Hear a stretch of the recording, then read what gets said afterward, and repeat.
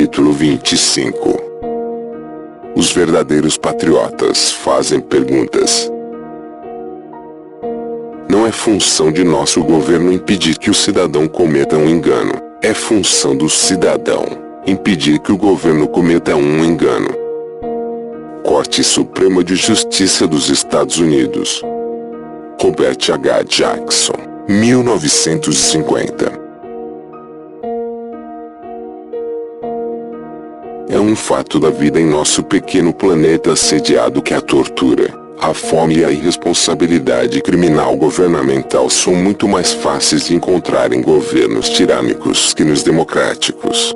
Por quê? Porque os governantes dos segundos têm muitas mais probabilidades de ser jogados do cargo por seus enganos que os dos primeiros. É um mecanismo de correção de enganos em política. Os métodos da ciência, com todas suas imperfeições, se podem usar para melhorar os sistemas sociais, políticos e econômicos, e acredito que isso é certo qualquer que seja o critério de melhora que se adote. Como pode ser assim se a ciência se apoiar no experimento? Os humanos não são elétrons ou ratos de laboratório, mas todas as atas do Congresso, todas as decisões do Tribunal Supremo, todas as diretrizes presidenciais de segurança nacional, todas as mudanças no tipo de interesse são um experimento. Qualquer troco em política econômica, o aumento ou redução de financiamento do programa Head Start, o endurecimento das sentenças penais, é um experimento. Estabelecer a troca de seringas de injeção usadas por camisinhas à disposição do público ou liberar a maconha são experimentos. Não fazer nada para ajudar a Abissínia contra a Itália, ou para impedir que a Alemanha nazista invadisse a terra do Rim, foi um experimento. O comunismo na Europa do Oeste, a União Soviética e China foi um experimento. A privatização da atenção da saúde mental ou dos cárceres é um experimento. O considerável investimento do Japão e Alemanha Ocidental em ciência e tecnologia e quase nada em defesa e como resultado o auge de suas economias, foi um experimento. Em Seattle era possível comprar pistolas para autoproteção, mas não no próximo Vancouver, no Canadá. Os assassinatos com pistola são 5 vezes mais comuns e a taxa de suicídio com pistola 10 vezes maior em Seattle. As pistolas facilitam o assassinato impulsivo. Isso também é um experimento. Em quase todos esses casos não se realizam experimentos de controle adequados, ou as variáveis não estão suficientemente separadas. Entretanto, até certo grau frequentemente útil, as ideias políticas se podem provar. Seria uma grande perda ignorar os resultados dos experimentos sociais porque parecem ideologicamente desagradáveis. Não há nenhuma nação na Terra que se encontre em condições ótimas para encarar o século XXI. Enfrentamos abundantes problemas sutis e complexos. Portanto, necessitamos soluções sutis e complexas. Como não há uma teoria dedutiva da organização social, nosso único recurso é o experimento científico, pura prova às vezes a pequena escala, comunidade, cidade e a nível estatal. Por exemplo, uma ampla série de alternativas. Um dos benefícios do cargo de primeiro-ministro na China no século VJ grau Celsius era que podia construir um estado modelo em seu distrito ou província natal. O principal fracasso da vida do Confúcio, conforme lamentava ele mesmo, foi que ele nunca o tentou. Um simples escrutínio superficial da história revela que os humanos têm uma triste tendência a cometer os mesmos enganos uma e outra vez. Dão-nos medos estranhos ou qualquer que seja um pouco diferente de nós. Quando nos assustamos, pomos-nos a empurrar as pessoas de nosso redor. Temos molas facilmente acessíveis que liberam poderosas emoções quando se pulsam. Podemos ser manipulados até o mais profundo sem sentido por políticos inteligentes. Apresenta o tipo de líder correto e, como os pacientes mais sugestionáveis dos hipnoterapeutas, faremos gostosamente tudo o que ele queira. Até coisas que sabemos que são errôneas. Os redatores da Constituição eram estudantes de história, conscientes da condição humana. Tentaram inventar um meio para nos manter livres apesar de nós mesmos. Os que se opunham à Constituição dos Estados Unidos insistiam em que nunca funcionaria, que era impossível uma forma de governo republicano que abrangesse uma terra com climas, economias, morais, políticas e povos tão distintos. Como disse o governador George Clinton de Nova York, que um governo e uma constituição assim, como declarou Patrick Henry da Virgínia, contradizem toda a experiência do mundo. De todos os modos, tentou-se o experimento. Os descobrimentos e as atitudes científicas eram comuns entre os que inventaram aos Estados Unidos. Autoridade suprema, por cima de qualquer opinião pessoal, livre ou revelação, como diz a Declaração da Independência, eram as leis da natureza e do Deus da natureza. Benjamin Franklin era venerado na Europa e América como fundador do novo campo da física elétrica. Na Convenção Constitucional de 1789, John Adams apelou repetidamente à analogia do equilíbrio mecânico nas máquinas. Outros ao descobrimento do milhão Harvey da circulação do sangue. Adams, mais adiante, escreveu: todos os humanos são químicos do berço à tumba. O universo material é um experimento químico. James Madison utilizou metáforas químicas e biológicas no Anti-Federalist Papers. Os revolucionários americanos eram criaturas da Ilustração Europeia, que proporcionam os antecedentes essenciais para entender os origens e o propósito dos Estados Unidos. A ciência e seus corolários filosóficos, escreveu o historiador americano Clinton Rossiter, foram possivelmente a força intelectual mais importante na formação do destino da América do século XVIII. Franklin era só entre um grande número de colonos com visão de futuro que reconheceram a relação do método científico com o procedimento democrático. Investigação livre, intercâmbio livre de informação, otimismo, autocrítica, pragmatismo, objetividade.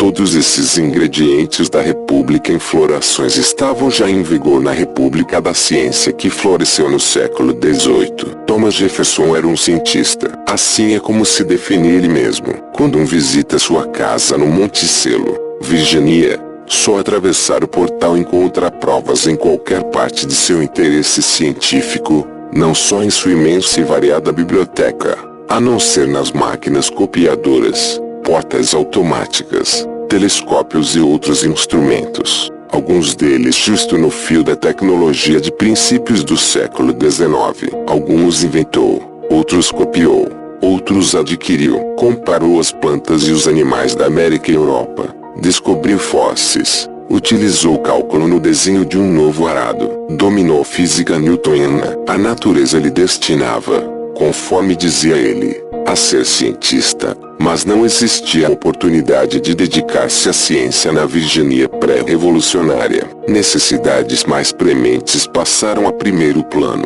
Meteu-se totalmente nos acontecimentos históricos que se aconteciam a seu redor. Uma vez alcançada a independência, dizia, as seguintes gerações poderiam dedicar-se à ciência e ao academicismo. Jefferson foi um de meus primeiros heróis, não por seus interesses científicos, embora lhe ajudaram muito a moldar sua filosofia política, mas sim porque ele, quase mais que ninguém, foi responsável pela extensão da democracia por todo o mundo. A ideia, assombrosa, radical e revolucionária na época, em muitos lugares do mundo ainda o é que nem os reis, nem os padres, nem os prefeitos de grandes cidades, nem os ditadores, nenhuma camarilha militar, nenhuma conspiração de fato de gente rica, a não ser a gente ordinária, em trabalho conjunto, devem governar as nações. Jefferson não foi só um teórico importante desta causa, esteve envolto nela no aspecto mais prático, ajudando a plasmar o grande experimento político americano que foi admirado e emulado em todo o mundo após. Morreu no Monticello em 4 de julho de 1826. Exatamente 50 anos depois do dia que as colônias emitiram aquele documento sensacional, escrito por Jefferson, chamado Declaração de Independência. Foi denunciado por conservadores de todo o mundo, a monarquia, a aristocracia e a religião avalizada pelo Estado. Isso era o que defendiam então os conservadores. Em uma carta composta uns dias antes de sua morte, escreveu que a luz da ciência tinha demonstrado que a massa da humanidade não nasceu com a cadeira de montar a costas, e que tampouco uns poucos privilegiados nasciam com botas e esporas. Tinha escrito na Declaração de Independência que todos devemos ter as mesmas oportunidades, os mesmos direitos inalienáveis. E embora a definição de todos em 1776 era vergonhosamente incompleta, o espírito da declaração era o bastante generoso como para que hoje em dia todos abranja muito mais. Jefferson era um estudioso da história, não só a história acomodatícia e segura que elogia nossa própria época, país ou grupo étnico, a não ser a história real dos humanos reais, nossas debilidades além de nossas forças. A história lhe ensinou que os ricos e poderosos roubam e oprimem se tiverem a mais mínima oportunidade. Descreveu os governos da Europa, aos que pôde contemplar com seus próprios olhos como embaixador americano na França. Dizia que sob a pretensão de governo, tinham dividido as suas nações em duas classes, lobos e ovelhas. Jefferson ensinou que todo governo se degenera quando se deixa sozinhos aos governantes, porque estes, pelo mero feito de governar, fazem mau uso da confiança pública. O povo em si, dizia, é a única fonte prudente de poder. Mas lhe preocupava que o povo, e o argumento se encontra já no Tucídides e Aristóteles, se deixasse enganar facilmente. Por isso defendia políticas de segurança, de proteção. Alguém era a separação constitucional dos poderes. Desse modo, vários grupos que defendessem seus próprios interesses egoístas se equilibrariam uns aos outros e impediriam que nenhum deles acabasse com o país. Os ramos executivo, legislativo e judicial, a Câmara de Representantes e o Senado,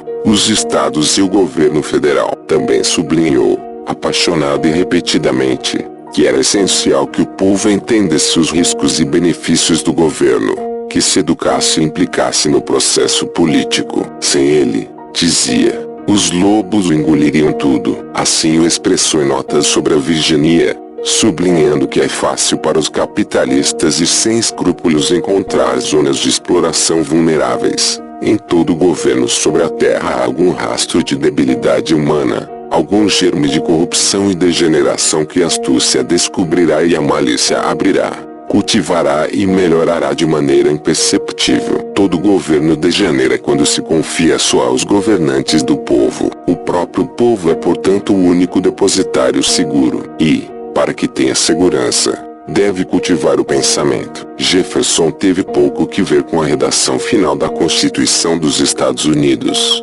Quando se estava gerando, ele ocupava o cargo de embaixador americano na França. Satisfez-lhe a leitura do documento, com duas reservas. Uma deficiência: não ficava limite ao número de períodos que podia governar um presidente. Isso, temia Jefferson, propiciava que um presidente se convertesse em rei de fato, se não legalmente. A outra grande deficiência era a ausência de uma declaração de direitos. O cidadão, a pessoa média, não estava bastante protegida, pensava Jefferson, dos inevitáveis abusos de poder dos que o exercem. Defendeu a liberdade de expressão, em parte para que se pudessem expressar inclusive as opiniões mais impopulares, com o fim de poder oferecer a consideração separações da sabedoria convencional. Pessoalmente era um homem do mais amistoso, pouco disposto a criticar nem sequer a seus inimigos mais encarniçados. No vestíbulo do Monticello exibia um busto de seu arqui-adversário Alexander Hamilton. Apesar de tudo, acreditava que o hábito do ceticismo era um requisito essencial para uma cidadania responsável. Arguia que o custo da educação é corriqueira comparada com o custo da ignorância, de deixar o governo aos lobos. Acreditava que o país só está seguro quando governa o povo. Parte da obrigação do cidadão é não deixar-se intimidar nem resignar-se ao conformismo. Desejaria que o juramento de cidadania que se toma aos imigrantes, e a oração que os estudantes recitam diariamente incluíram algo assim como: prometo questionar tudo o que me digam minhas líderes. Seria um equivalente real do argumento do Thomas Jefferson. Prometo utilizar minhas faculdades críticas. Prometo desenvolver minha independência de pensamento. Prometo me educar para poder fazer minha própria valorização. Também eu gostaria que se jurasse a lealdade à Constituição e à Declaração de Direitos, como faz o presidente ao jurar o cargo.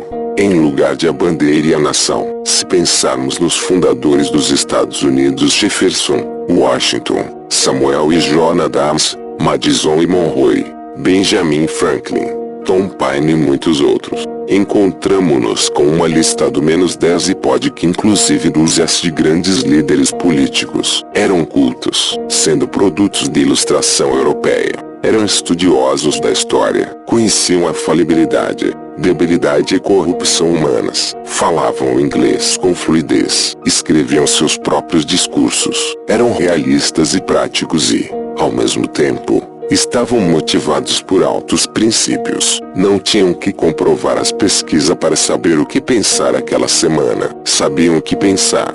Sentiam-se cômodos pensando a longo prazo, planejando inclusive além da seguinte eleição. Eram autossuficientes. Não necessitavam uma carreira de políticos nem formar grupos de pressão para ganhar a vida. Eram capazes de tirar o melhor que havia em nós. Interessava-lhes a ciência e, ao menos 2 deles, dominavam-na. Tentaram riscar um caminho para os Estados Unidos até um futuro longínquo, nem tanto estabelecendo leis como fixando os limites do tipo de leis que se podiam passar. A Constituição e sua Declaração de Direitos resultaram francamente boas e, apesar da debilidade humana, constituíram uma máquina capaz, quase sempre, de corrigir sua própria trajetória. Naquela época havia só 2,5 milhões de cidadãos dos Estados Unidos. Hoje somos umas 100 vezes mais. Quer dizer, se então havia 10 pessoas do calibre do Thomas Jefferson, agora deveria haver 10x igual a 1,000 Thomas Jefferson.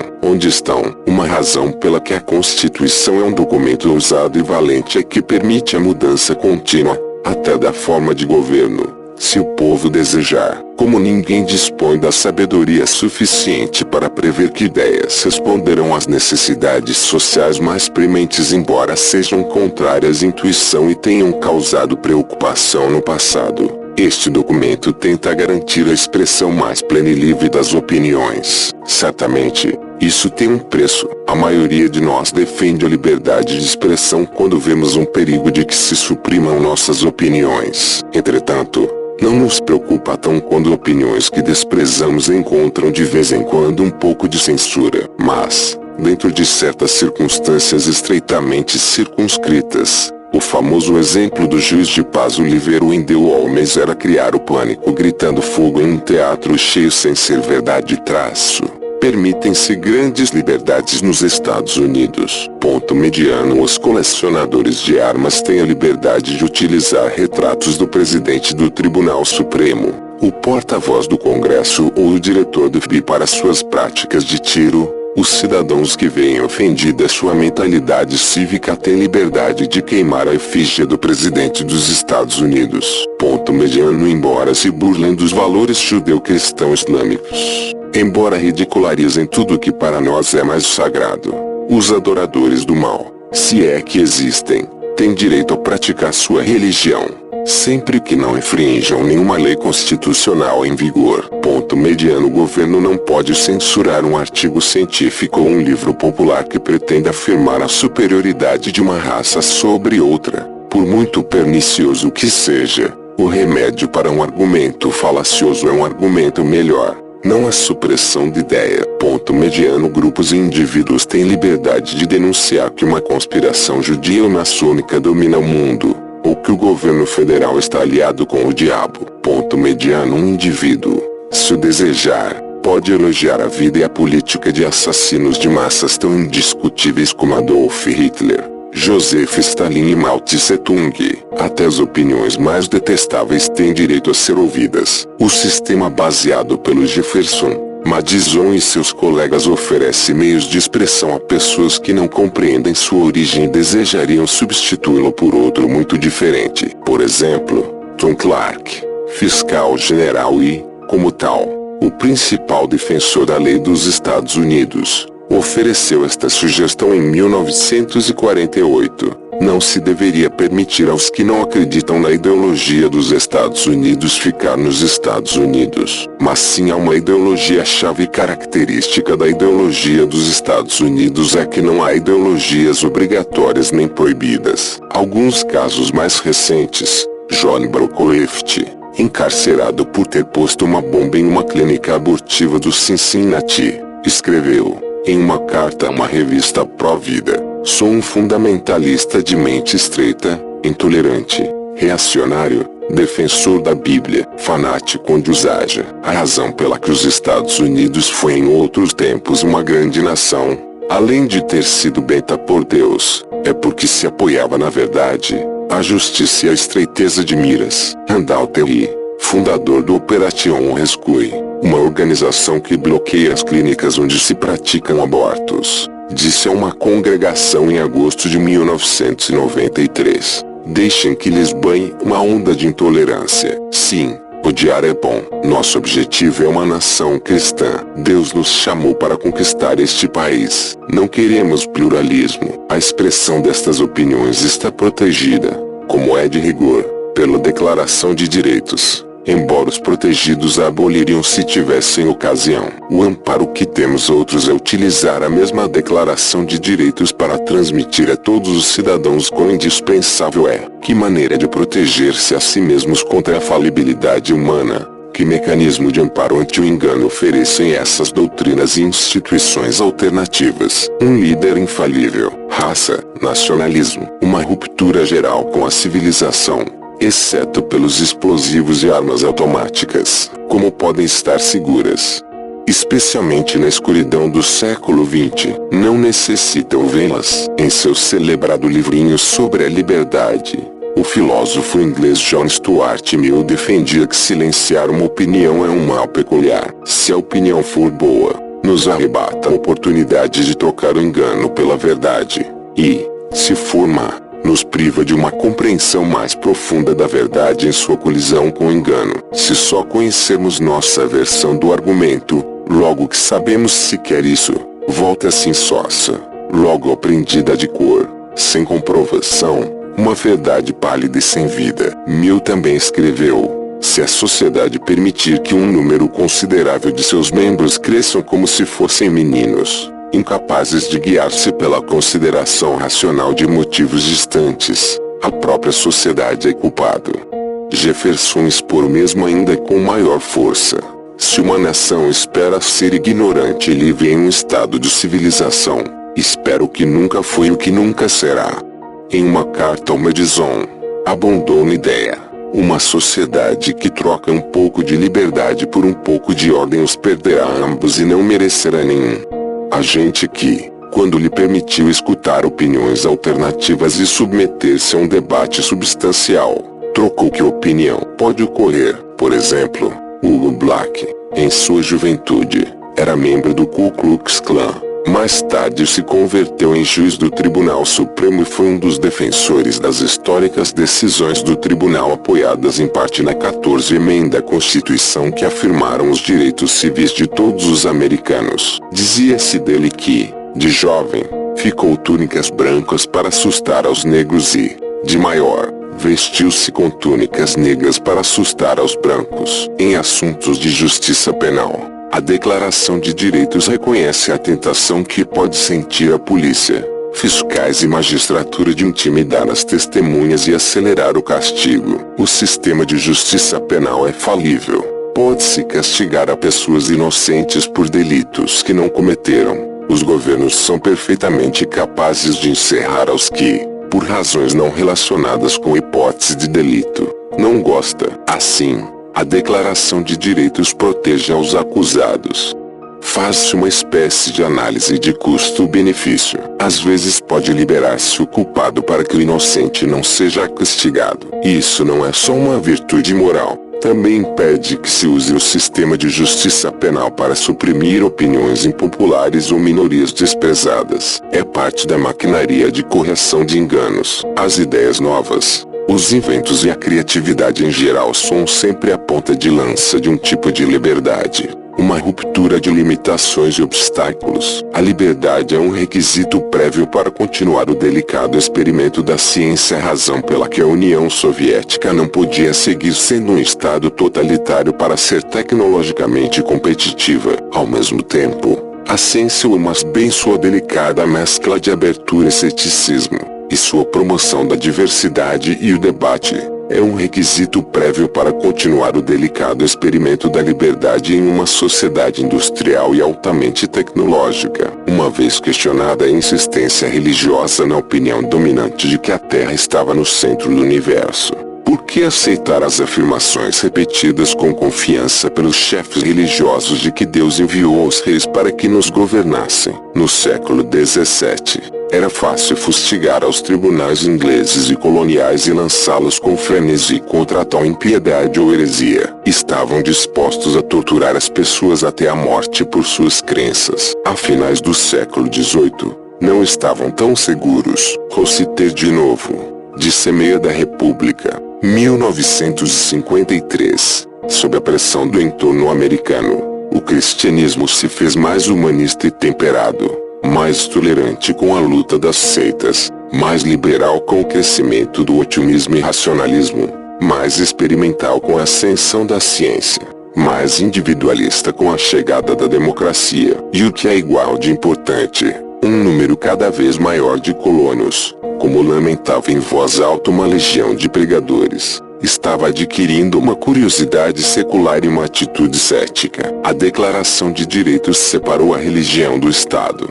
em parte porque muitas religiões estavam inundadas em um marco de pensamento absolutista, convencida cada uma delas de que só ela tinha o monopólio da verdade e desejosa em consequência de que o Estado impor esta verdade a outros. Os líderes e praticantes das religiões absolutistas estavam acostumados a serem capazes de perceber um terreno meio e reconhecer que a verdade podia inspirar e abraçar doutrinas aparentemente contraditórias. Os formuladores da Declaração de Direitos tinham ante seus olhos o exemplo da Inglaterra, onde o delito eclesiástico de heresia e o secular de traição se tornaram quase indistinguíveis. Muitos dos primeiros colonos tinham chegado à América fugindo da perseguição religiosa, embora alguns deles não tinham nenhum reparo em perseguir a outros por suas crenças. Os fundadores de nossa nação reconheceram que uma relação estreita entre o governo e qualquer das religiões belicosas seria fatal para a liberdade